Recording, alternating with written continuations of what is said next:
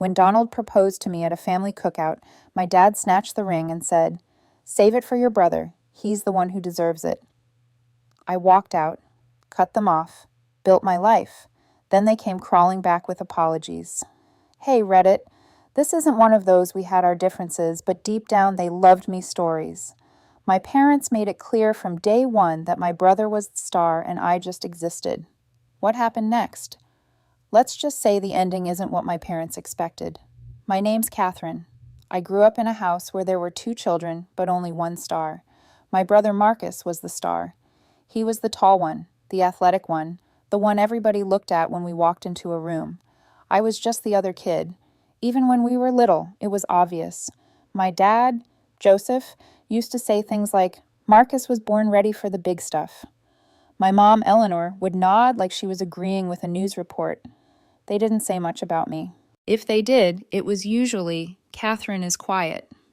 In the baby album, my hospital bracelet photo is labeled Baby B in a different handwriting. Marcus's page has a caption and a smiley face. Mine doesn't. In middle school, I entered this city science fair.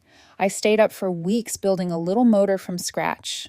It wasn't much, but it ran. I got 3rd place. The teacher said it was one of the better projects that year. Nobody from my family came to see it. They said they were busy with Marcus's soccer practice. He was a striker, by the way. Fast kid, always scoring goals. My dad said, "You can't miss a game because scouts could be watching." This was 7th grade. There were no scouts. Marcus got a whole pizza party after one game where he scored twice. I got a good job when I came home with my little science fair ribbon. They didn't even hang it up. It sat on my dresser until it got lost. When I brought it up once, Dad said, "Well, Marcus is always out there. People see him. He represents the family." He actually said, "represents the family," like we were a business. Meanwhile, I was just trying to make sure my shoes didn't squeak because they were too cheap. The only person who really noticed was my best friend, George. We called him Georgie because he hated it. He had this old blue bike with one handlebar wrapped in duct tape. He didn't care what people thought. He saw right through my parents' nonsense, too. He was the first one I told about Donald later on. I met Donald when I was 16, working weekends at this local grocery store. He was in charge of the bakery section. I was bagging groceries. He had this way of asking real questions, not like, "How's it going?" but, "What do you actually want to do after school?" I didn't know what to say at first because nobody really asked me that before. My parents always talked about Marcus's future, scholarships, sports, college visits. Me, they said, "You'll figure something out."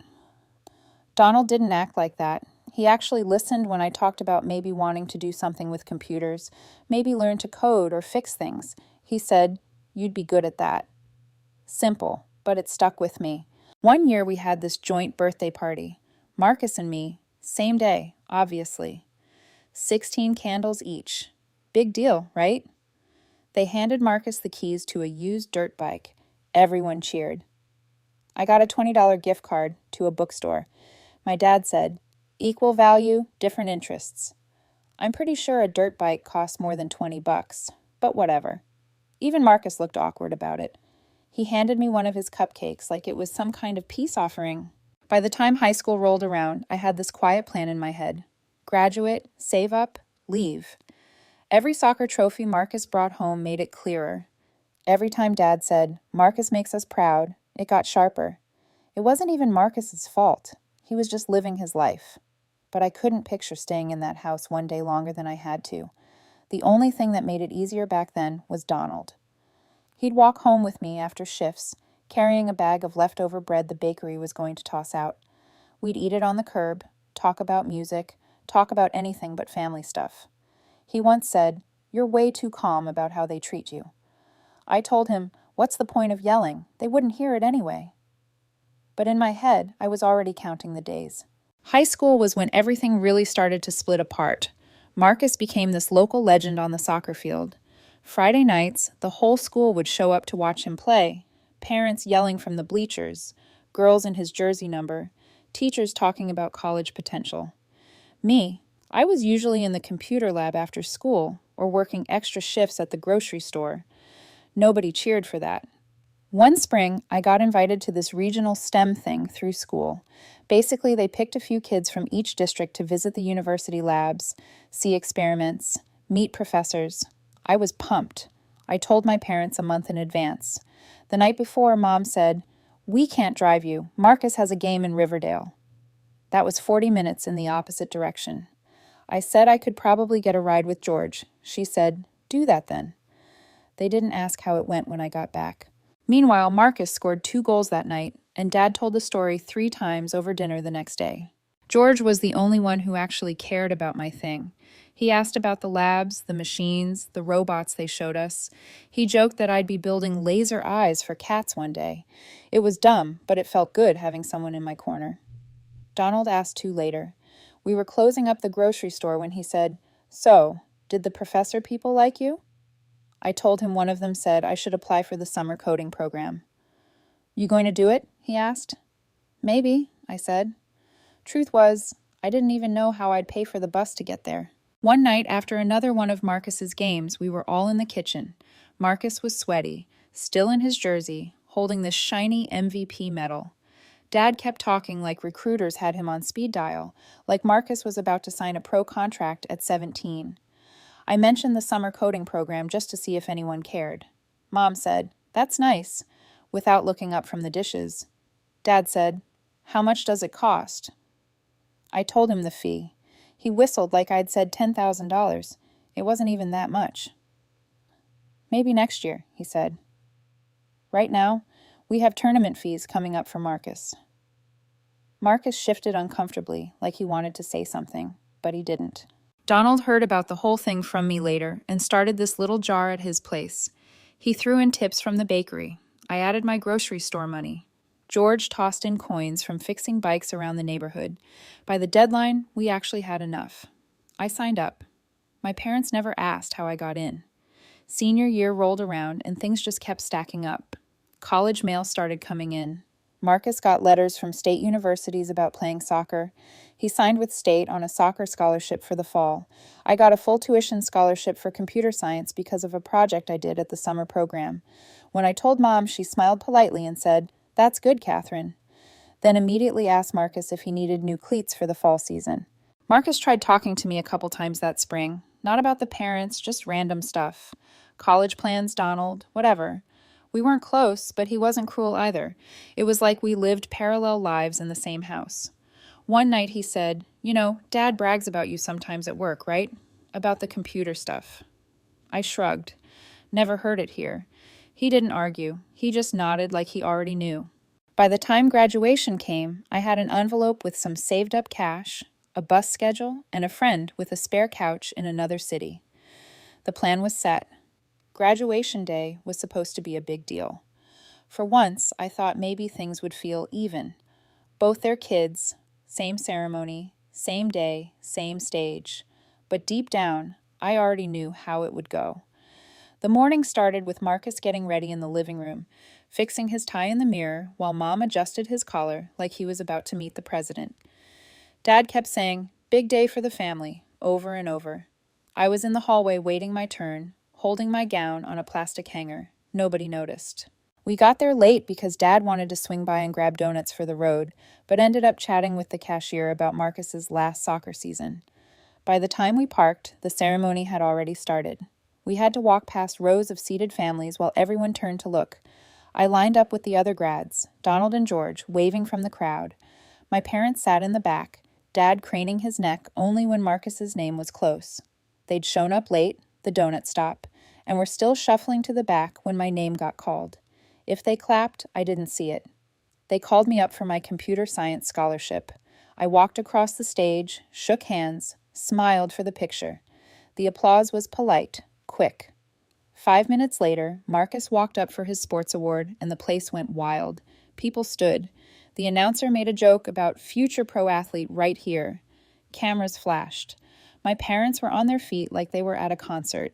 After the ceremony, everyone gathered outside for photos. I tried to get one with both my parents, but they were too busy with Marcus and some local reporter who wanted a quote for the school newsletter. I ended up in one group shot, where I'm half hidden behind Marcus's shoulder. We went to dinner after. Big family table, cousins, neighbors, even Marcus's coach showed up. It was noisy, everyone laughing, telling stories. I sat at the end next to George. When the food came out, Dad stood up with this big grin. He held up a small box and said, "For Marcus, our pride and joy, here's something for your future." He handed over a set of car keys. Everyone clapped as Marcus held them up. "First real car, son," Dad said, clapping him on the back.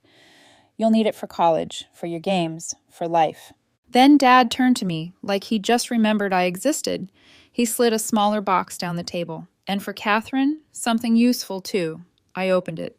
A watch, cheap leather band, brand name I'd never heard of. He said, "Now you won't be late to your classes," like it was a joke. People chuckled politely. Donald squeezed my hand under the table. George muttered something about Dad needing glasses. I put the watch back in the box. "Thanks," I said. I said, because what else was I supposed to say? George leaned over and whispered, "That thing probably loses time." I almost laughed, but didn't. Marcus looked uncomfortable, turning the car keys in his hand like he didn't want them anymore. He said, "Maybe we should have split the cost or something." Dad waved him off. "Don't be silly. You'll need it more. Catherine doesn't even drive." It was true, but still. After dinner, people gathered in the parking lot talking about Marcus's future. Some uncle was saying he'd make the draft one day. Mom nodded like it was already decided. Nobody asked about my college plans. Not once. Donald finally spoke up. "Catherine got a scholarship too. You know, a full one for computer science." Mom smiled vaguely. "Oh, that's nice," then turned back to the soccer talk. That was the moment I knew for sure. I was done. We drove home, everyone tired from the day. Marcus tried talking to me about the car, about maybe sharing it sometimes. I said, "It's yours. Don't worry about it." I went to my room, grabbed the envelope with my saved-up cash, and started packing a duffel bag. Donald had already talked to his cousin in the city about me crashing on his couch for a while. Job leads, bus routes, everything lined up. I didn't slam doors or make speeches, I just packed. Around midnight, Dad knocked. "What are you doing?" "Leaving tomorrow," I said. He frowned. "You don't have to rush out. We can help you get set up." I zipped the bag. "I've got it covered." He stood there like he wanted to say something else, but didn't. Eventually, he walked away. I left at sunrise while everyone slept, slipped the watch back on the kitchen counter, took the bus to the city with George helping carry my stuff. Donald met us there with coffee and a smile that felt like a fresh start. I didn't text my parents when I got to the new place. I didn't post about it online. I just unpacked my things, sat on the lumpy couch, and let the silence settle in. It felt like the first real choice I'd made for myself. That fall, I started at the State University on the full tuition scholarship, commuting from our apartment and taking a lot of classes online so I could keep working. I stayed away for months after moving out. No calls, no visits, nothing. Donald and I built our own little life in the city. Cheap apartment, secondhand furniture, long hours at work, but it felt like ours. Then came the message from Mom. "Family cookout next Saturday. Everyone's coming. Marcus will be there too." I ignored it at first. Then Marcus texted me. "Just come, sis. It's been a while." He didn't beg, just said he wanted me there. Said maybe things would be different. I wasn't convinced, but Donald thought maybe it was worth showing up. So we went. The backyard was full when we arrived. Cousins, neighbors, even some of Marcus's old teammates. Big table piled with food, music playing, kids running around. Dad was by the grill. Mom directing traffic like she owned the place. We said hello to a few people, found a spot near the edge. Marcus came over grinning. "Glad you made it," he said. He didn't look fake about it either. I told him thanks. He leaned closer. "You think Donald will do it today?" "Yeah," I said. My hand went to my heart where it was pounding. Donald knew I didn't want a scene, but we'd talked about it, and he'd said he wanted to ask me in front of the people who were supposed to know me best. An hour in, people started settling with plates of food. Kids sat on the grass, adults in lawn chairs. Donald stood, cleared his throat. "Hey everyone," he said. "Can I get your attention for a minute?" People turned. I realized what was happening. He started talking about how much I meant to him, how I'd stuck with him through everything. His voice shook a little, but he kept going. He pulled the ring from his pocket and got down on one knee. That's when Dad walked over. He didn't smile. He didn't clap. He just reached down, took the ring right out of Donald's hand, held it up like it was his. "Let's not waste this," he said loud enough for everyone to hear. "Save it for Marcus. He'll be married first, like he should be." The whole yard went silent. I froze. My ears rang. Marcus stood up so fast his chair fell over. "What the hell, Dad?" Dad waved him off. "I'm just saying you're the one with a real future. Career stability. You should be the first to start a family. Not your sister here still figuring things out." I stood up. "Give him the ring." Mom came over, arms crossed. "Your father's right, Catherine. It's too soon for you. You barely have anything saved. Marriage takes money, planning. Marcus is settled. It makes sense for him to go first." Marcus moved between us. "You two need to stop. He loves her. That's enough reason." Dad scoffed. "Love doesn't pay bills. Marcus knows that. He thinks ahead. That's why we support him the way we do." I felt my hands shake. "You mean the way you never supported me?" Mom snapped back instantly. "Oh, here we go again, always playing the victim. We gave you what we could." Marcus turned on her. "No, you didn't. Don't even try that. I saw it my whole life. Her getting scraps while I got everything." Dad's face reddened. "You earned what you got. She didn't." I laughed, but it wasn't funny. "Yeah, I forgot the part where being born less athletic means I deserved nothing." Mom raised her voice. "You think life's been unfair to you? We kept a roof over your head, food on the table. Plenty of parents do less." "Plenty of parents don't humiliate their kid in front of 50 people, Marcus shot back. "Give him the damn ring." Dad still held it like it was his to give. "She's not ready." Donald finally spoke. His voice was calm but sharp. "With all due respect, this isn't your decision. If Catherine isn't ready, that's for her to figure out, not you." Some relatives shifted uncomfortably. A few walked toward the house like they didn't want to watch. I stepped closer. "Last time, give him the ring." Dad stared at me for a long second, then finally dropped it into Donald's hand. "Fine," he said. "Throw your life away if you want." Donald slipped the ring back into his pocket. My hands were steady now. "I'll throw away your opinion before I throw away my life," I said. Marcus muttered, "Good," under his breath. Mom shook her head like she couldn't believe we were all ungrateful. "One day you'll realize we were right," she said. I looked at Marcus. "Did you ever ask to be first for any of this?" He shook his head. "Never. I just wanted to play soccer. I didn't ask for the car, the money, the attention. I told them more than once to split things fair. They didn't listen." Dad pointed at him. "You deserved it, Marcus. Don't act like you didn't." Marcus looked tired suddenly. "Maybe I did, but so did she." Nobody said anything after that. The music had stopped. Kids were staring. Donald touched my arm gently, like asking if I still wanted to do this. I shook my head. "Not today." We left without eating. Marcus followed us to the driveway. "I'm sorry," he said. "They're impossible sometimes." I told him it wasn't his fault, but in my head, I knew things had just broken in a way they wouldn't fix anytime soon. After the Cookout disaster, I blocked my parents on everything. Calls, texts, social media, gone. Donald didn't argue. He just nodded like he'd been waiting for me to finally cut the cord. Marcus tried reaching out a couple of times, apologizing for them, saying he didn't agree with any of it. I believed him. He was the only one in that house who ever seemed to notice the way things really were. But I didn't go back. I poured everything into work and school. I was still at the grocery store part-time, but I started doing computer repair gigs for cash. George spread the word around, and soon I had enough clients to quit the store job. Donald worked mornings at the bakery and evenings helping a catering company. We barely saw each other some days, but when we did, it felt like progress. Bills got paid on time. We even saved a little each month. I enrolled at the State University on the full tuition scholarship, stacking evening and online CS classes while working. Nothing fancy at first, just intro courses, but it felt like I was finally heading somewhere.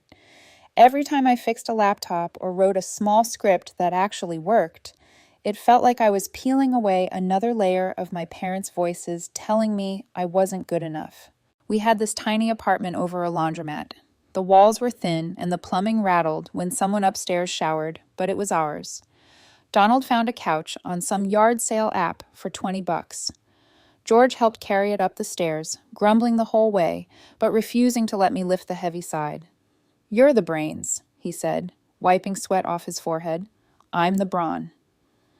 The thing sagged in the middle, but it was better than sitting on the floor. One night after a long day, Donald came home with a bag of day-old bread from the bakery like he always did.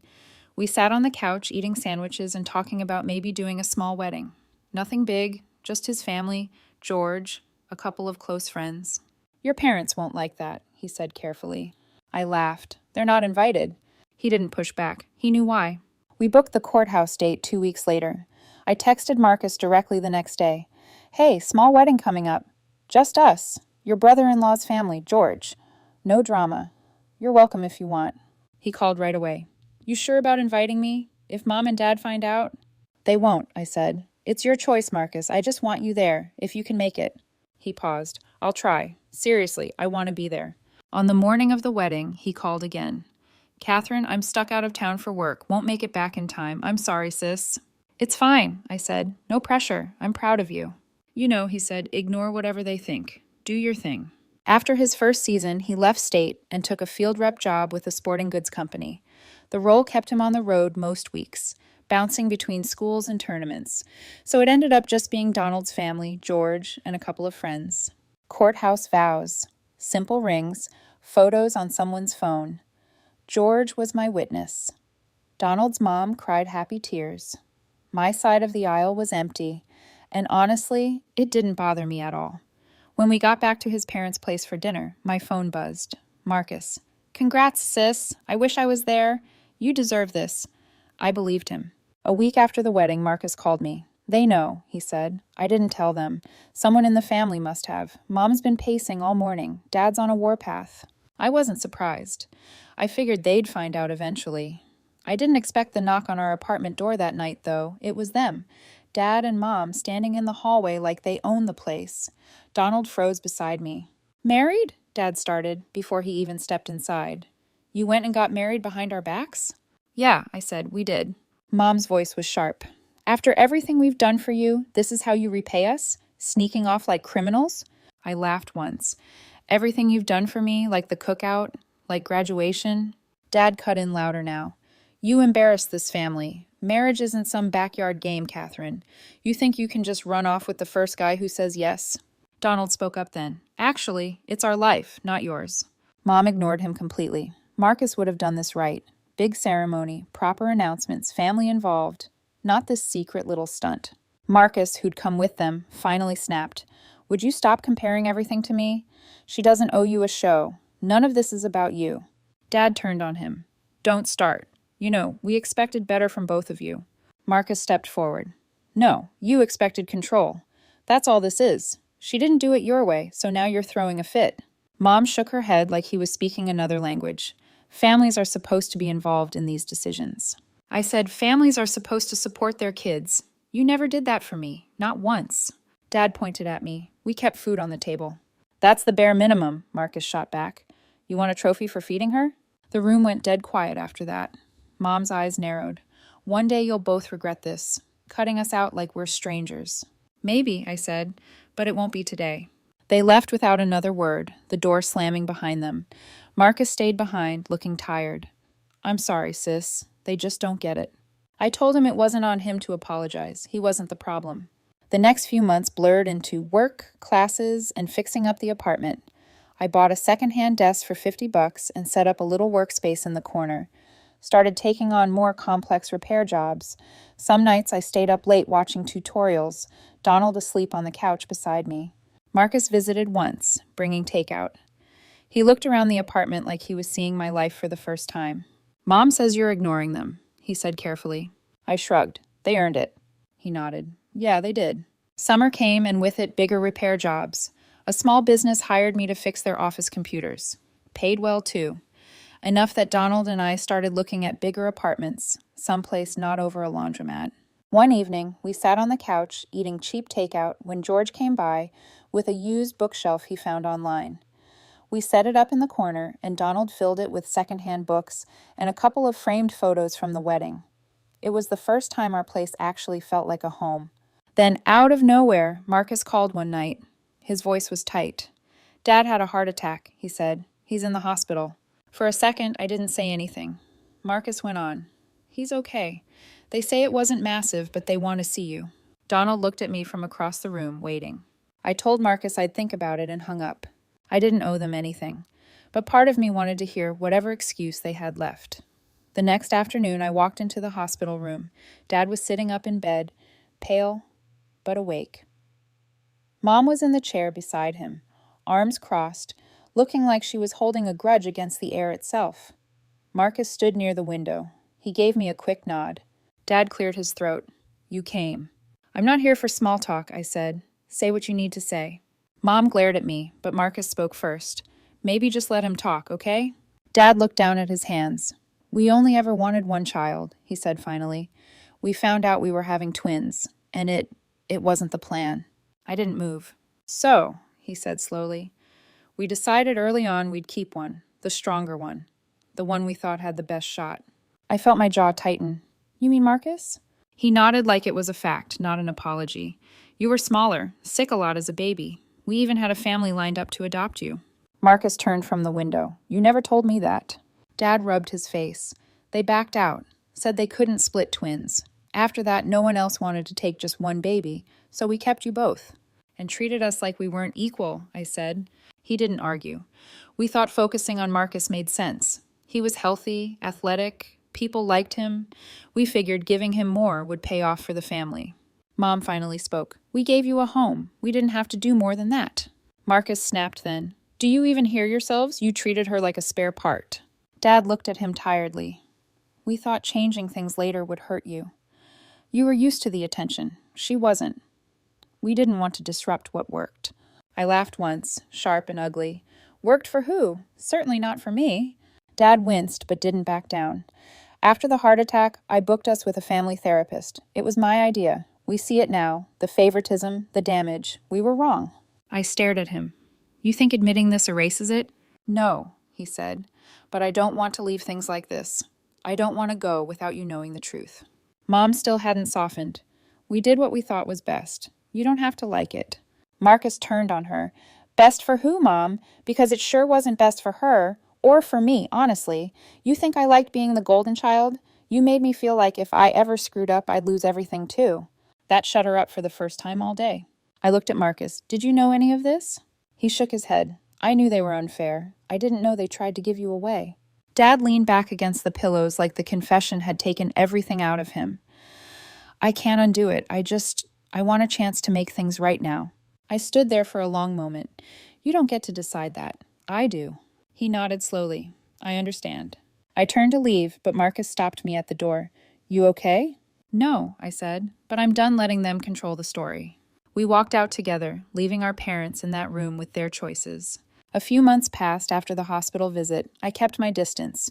They had their confession, and I had my answer. That didn't erase anything. Life moved on. Donald and I found a slightly bigger apartment closer to the bus lines. After a couple of semesters, I got a steady IT job through one of the small businesses I'd done freelance work for. Paid enough to cover bills, savings, and even a decent used car. Then Marcus called one evening. "I'm getting engaged," he said. "Congratulations," I told him, and I meant it. He hesitated before adding, "They want you there, Mom and Dad. They said they'll behave." I laughed quietly. "That'll be the day." He sighed. "Look, I get it. I really do. But I want you there because you're my sister, not because of them." So Donald and I went. The engagement party was huge. Catered food, music, people dressed like it was a wedding already. Dad and Mom were there, but they kept their distance at first. They'd been in counseling since the hospital, and for once, it actually showed. Marcus spotted us, grinning. "You made it," he said, hugging me like he hadn't done since we were kids. Donald handed his fiancée a small gift we'd picked out together. They both looked genuinely happy. Halfway through the night, Dad finally came over. He looked older than I remembered. "Catherine," he said carefully, "thanks for coming." I nodded. "I'm here for Marcus." He didn't argue, didn't try to make it about him. That was new. Mom came next. "We'd like to meet Donald properly sometime," she said. Her voice wasn't warm, but it wasn't icy either. Donald gave a polite smile. Maybe. It was the kind of answer that said, "You're not owed this." Later, Marcus pulled me aside. The music was loud, people laughing in the background. "I need to say something," he said. "I know you went through hell with them. I saw it. I didn't stop it enough. I was the favorite, and I let it slide because it was easier for me." "You were a kid," I said. "It wasn't your job to fix it." "Still," he said, shaking his head, "you deserved better, way better." I told him the truth. "I don't want an apology from you. I just want us to be siblings without all the garbage they built between us." He nodded slowly. "I want that too." It was the first real conversation we'd had as equals. Toward the end of the night, Dad finally approached me again. His voice was lower this time, steady but uncertain. "I know we can't change the past," he said, "but we'd like to be part of your life now, both of you, if you'll let us." I looked him dead in the eye. "Here's how this goes. No insults, no comparisons. You treat me, Donald, and any kids we might have with respect every time. No slip-ups, no excuses. You show up right or you don't show up at all." He nodded slowly. "I understand." "And understand this," I added. My voice stayed steady, but there was no give in it. "This isn't me asking for anything. I built my life without you. I don't need a redo. You want to be in it, you follow my rules. You earn your place. Otherwise, stay out." For once, he didn't argue. Couldn't.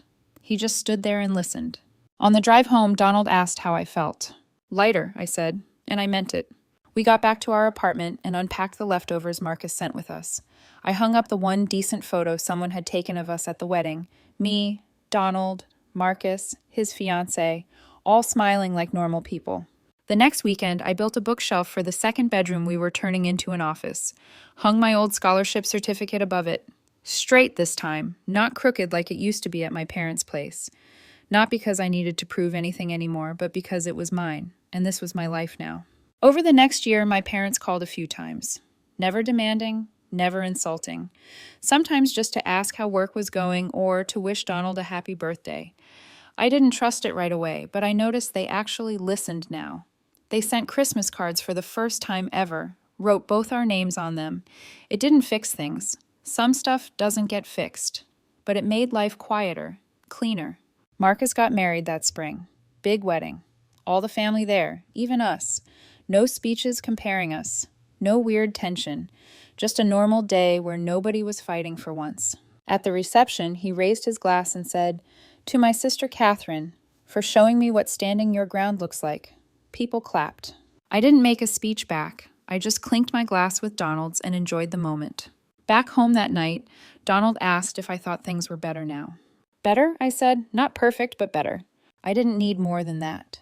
Because the truth was, I'd already built my own life, one they couldn't control, couldn't take credit for, couldn't ruin, and that was enough.